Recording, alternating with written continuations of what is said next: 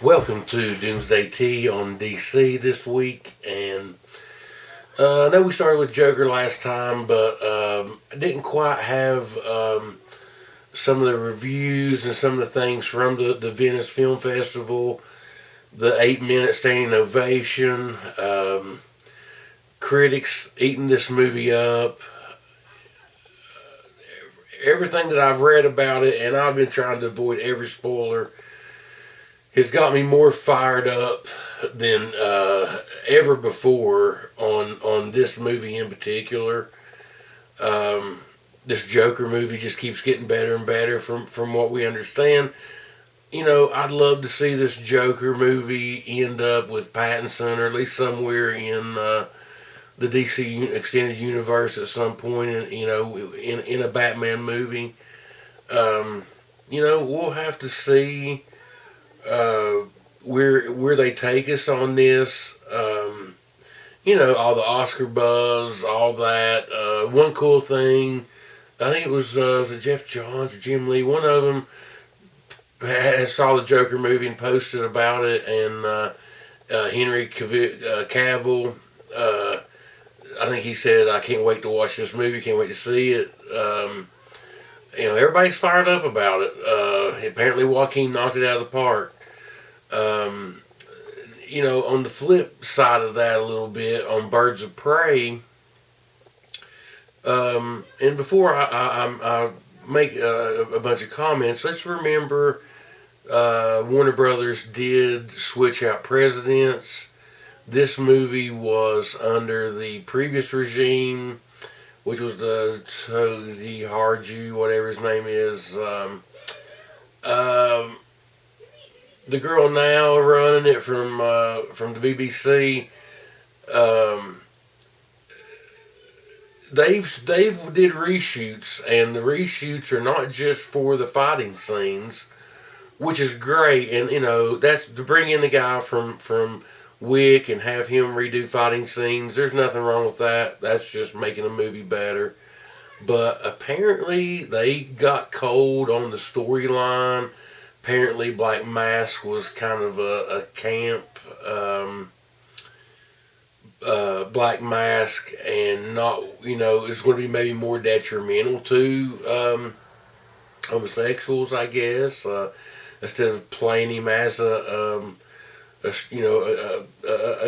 a gay character, but yet being legitimate and not just being like a cliche or campy. So this movie apparently was going to be wild and hardly, breaking the fourth wall and all that, which is fine. But they've gotten a little bit of cold feet. It's a little scary. If you need to move the release date, back a little bit, don't put something out. I trust Margot Robbie. She's an executive producer on this film. But they don't want to screw this up. I mean, if they're talking Gotham City Sirens and that kind of thing, moving these Harlequin stories forward, you don't want to throw something out there and ruin it and kill it. So a little scary on Birds of Prey, but also get it right. So I don't mind reshoots, especially from what we've heard and what they were getting ready to put out. Boy, it would have been risky. And apparently with pedophilia and some things. I mean, because, we've all heard about, I don't want to go into it on this podcast, but there was definitely some questionable things in the storyline. I guess, they were just trying to be over the top and really blow your mind or whatever. But hey, come on. You got to know when to draw the line. Gosh, I hope they don't screw this up. I hope they get this right. First of all, I don't know why it's rated R. You got all these girls in this thing. Make it PG-13 so you can market it to girls, like young girls. I don't know, man. That's my complaints about it right there. Is I think I would drop it to PG-13. You can keep your crazy storylines or whatever, but some of the extra over the top sexual stuff and things that they had going on, You know, be careful with that. You know, especially with comic book movies, you've got a big audience. Don't screw this up. So there are Birds of Prey reshoots, and it's not just for the action scenes. It is story shoots. I mean, they're changing the story. So, like I said, a little bit frightening, but that's where we're at on Birds of Prey right now. But they did release a like a what 45-second teaser trailer this week, so we did get a bunch of pictures, which I'm sure I've been running, on the screen while I'm talking here. Got a lot of pictures. Things look good. I mean, there's definitely almost like a TV, almost like more like a CW show than a movie, though. So I hope they straighten this out. I really want this to do good. You're using all of these superb DC female characters. Do not screw this up, please. You can't do. Come on. Like I said, they got me a little worried. At least with Joker, we know we've got something that's it's coming out and it's punching heavy. So and it being rated R makes sense. Birds of Prey being rated R almost seems gimmicky. So hopefully they will straighten that out. If it's still rated R, just come on, you got to give us the right movie. Don't give us something just completely stupid and insane. Everybody's gonna, it's gonna be a flop. So let's just pray that they get this correct and that they do fix this. So let's see. One interesting thing on Suicide Squad and some casting is Peter Capaldi and Pete Davidson both have been cast in Suicide Squad. I mean, Davis is quirky. I'd say his head's getting blown off pretty quick. Maybe not. We'll see. He's had a few small parts in movies, so we'll see where it goes. As far as Peter goes, Capaldi, man, somebody threw out there that he's possibly going to be Mr. Freeze in it. If that's the truth, holy cow. I mean, that's great. Yeah, man, I hope he's Mr. Freeze. There's just been some rumors out there. And, of course, I kind of threw it out last week about the Fillion being a Hal Jordan Green Lantern. And that's probably not true. But that is the rumor that's out there. And I just thought to myself, what if Idris Elba was John Stewart, and they kind of gave us the Green Lantern and Green Lanterns, in this Suicide Squad movie. Wishful thinking, but that's my little hope wish out there. But as far as Capaldi being Mr. Freeze, man, that would be wonderful. Holy moly! And he would look great as Mr. Freeze. So just passing on, passing on some of those rumors. Gunn also said this week that Suicide Squad would be heavy on the music, just like other movies he's done. It wouldn't be the same music, but it will be music heavy because he likes how that pushes. Audio drives video, and if you don't know that, then you've never been to film school or broadcasting. So, which I have a degree in, which I really don't use. I've wrote for a few national magazines, but anyway, so looking forward to Suicide Squad, man. I really think Gunn's got something up his sleeve that we're all going to dig. And like I said, him and JJ, man, they're going to take over Justice League. They're going to take this thing over. So Suicide Squad, I hope sets the tone, the way that we want it to. Another thing, while we're in the D16 universe, Battinson, he did an interview for Variety magazine, and there's video of it. He talks about the Batman casting and him being Batman. One of the stories was how getting into the Batman suit is not the funnest thing in the world, but yet whenever you are in it, you just feel empowered, and invincible, once you get the bat suit on. But he had a lot of really interesting things to say about the casting and about him being Batman and how that was one of the superheroes as a kid that that he looked up to, and that was really the only one. But so basically, it's like a childhood dream of him being Batman, which is pretty interesting.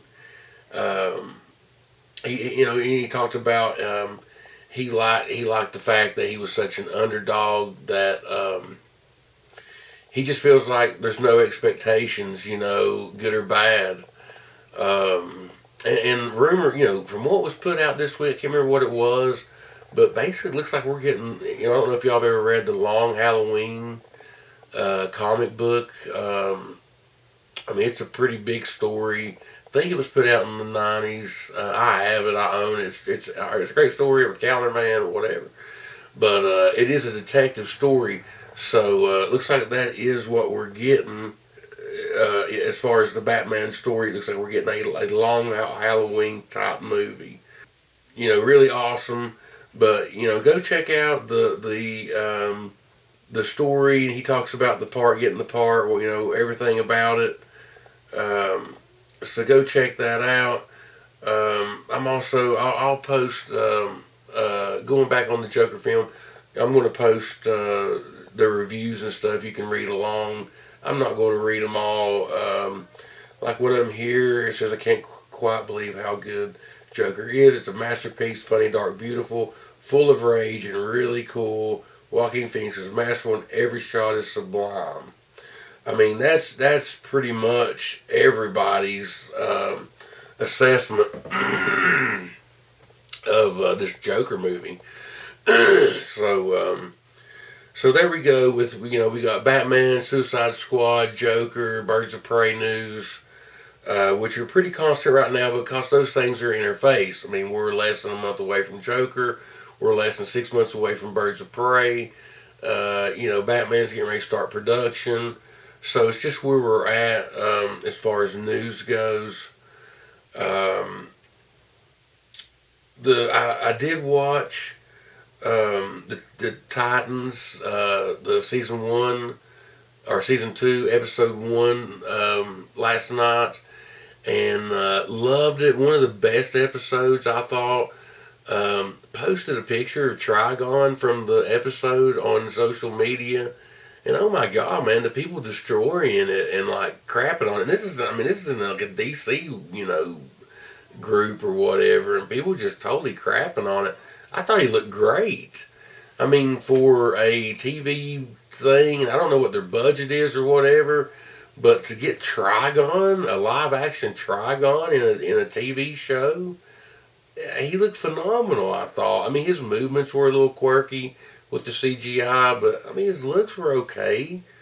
I don't know what people expect, man. I don't know if it's millennials and they just expect everything perfect. And I guess I grew up in a time where special effects were tricky, and a lot of times, you could tell that it was something, something quirky or whatever. But I love that first episode, honestly.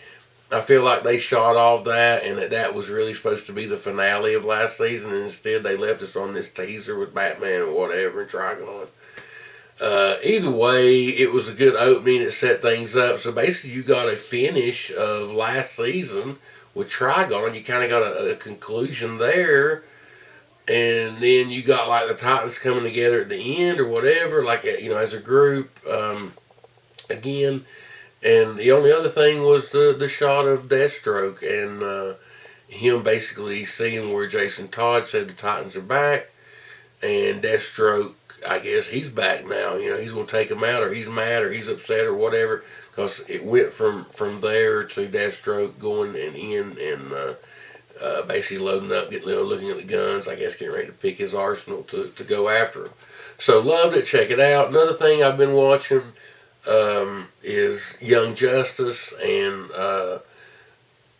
so far so good. I guess there's 3 I've watched. I don't know if that's if there's more coming or not. But I know the 3 that I watched was awesome. So check that out if you're not watching it. It's like a soap opera. It's like watching The Young and the Restless, but it's like superhero cartoon. Uh, Great show though, unique. DC, I just feel like they really are on a good stride right now, and they have been since Wonder Woman, Aquaman. Definitely Aquaman. Shazam, good. Like I said, every time I watch that Shazam movie, I love it just that much more. The only other thing in the DC Extended Universe this week, we always touch on it. Can't remember if I touched on it last week or not, but we had a Justice League cinematographer. He basically bashed Whedon and said that he cried the whole time, watching the Justice League version, and that what Zack shot was so much better. So once again, little tidbit of Snyder cut news. I always like to throw that in because I want it as bad, I guess, as anybody else. I mean, come on, give it to us. I'm definitely ready for it. Other thing, of course, so you got Batwoman October the 6th on CW. It's a Sunday. I think at 8. We'll be getting that. Looking forward to it.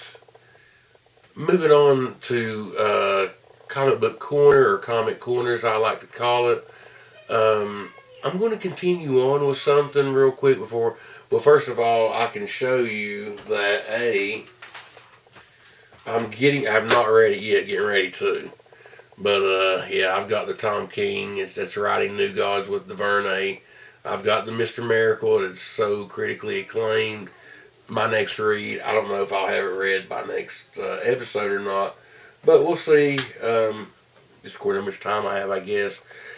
I thought I was done, talking about maybe the Justice League and the 52 as far as that run goes. But honestly, I'm so locked in, and I've got them all. I'm going to read them all the way through the Dark Side War 1 and 2 or whatever.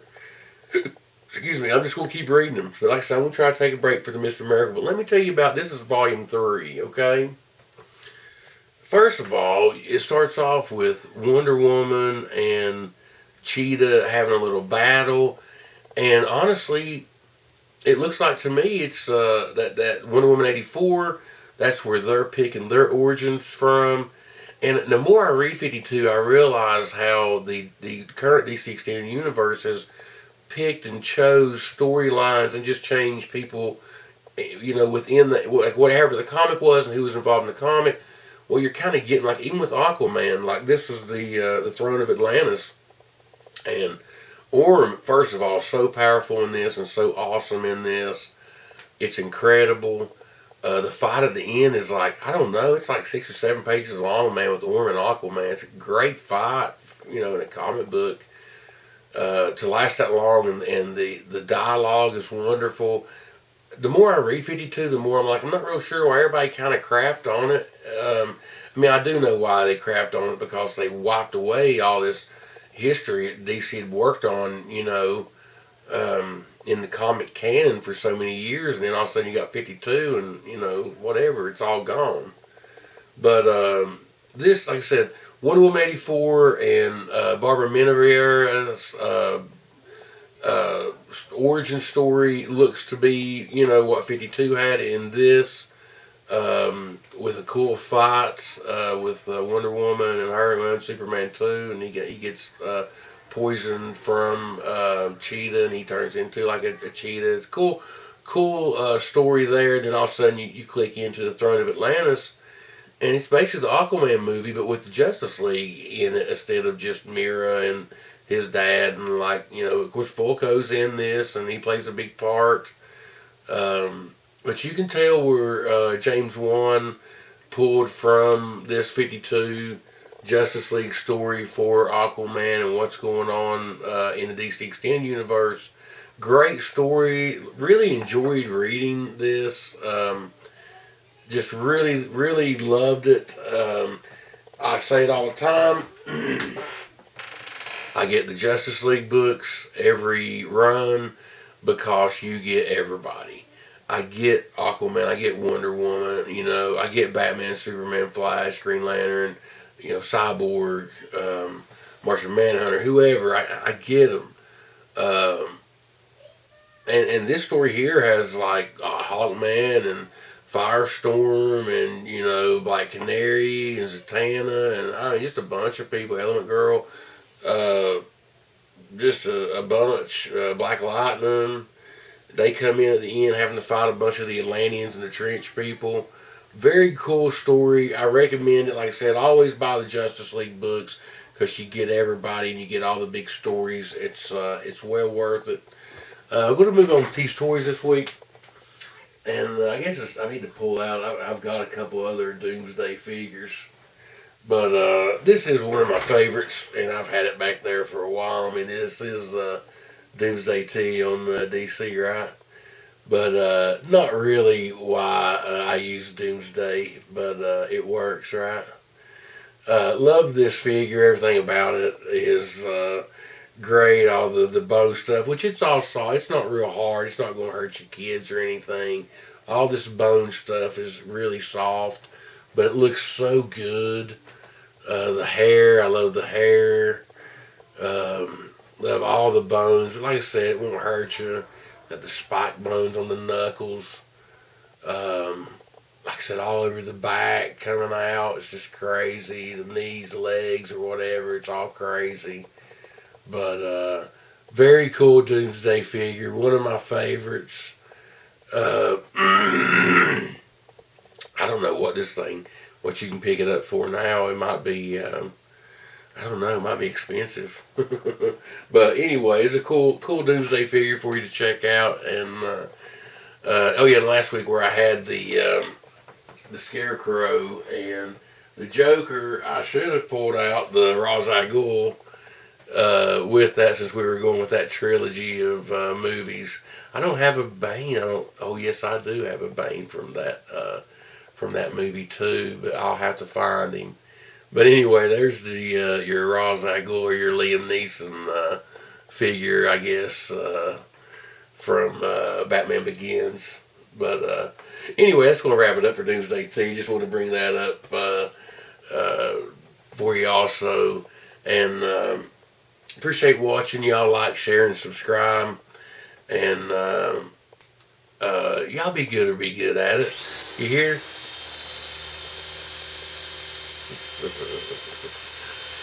We'll see you later. Bye. Well, it crashed. See ya. I need to charge it. It's out of juice. It won't even fly. See ya.